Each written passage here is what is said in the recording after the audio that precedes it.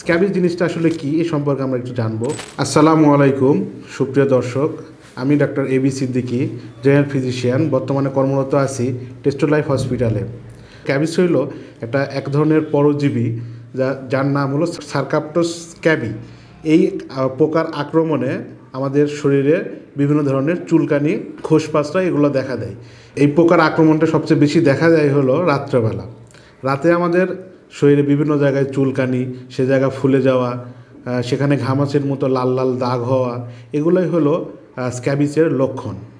এই চুলকানিগুলো হয় বেশিরভাগ আঙ্গুরের চিপায়, হাতের চিপায়, যে চিপাগুলো আছে কনুই, এগুলোতে বেশি হয়।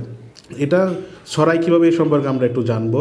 ছড়াই হলো একদম ক্লোজ কিছু মানুষের যে সংস্পর্শ, যেমন সঙ্গী অথবা দেখা যাচ্ছে যে পরিবারের কোনো সদস্য, অথবা যারা আমরা বিভিন্ন ধরনের মেসে বা হোস্টেলে থাকি, তাদের মাধ্যমে এই স্ক্যাবিসটা এখন বেশি ছড়ায়। তো এখান থেকে আমাদের উত্তরণের উপায় কী? উত্তরণের উপায় হলো, যখন আমরা এটার ট্রিটমেন্টটা নিব, তখন পরিবারের সবাই অথবা একসাথে যারা থাকি সবাই একসাথে আমরা ট্রিটমেন্টটা নিব।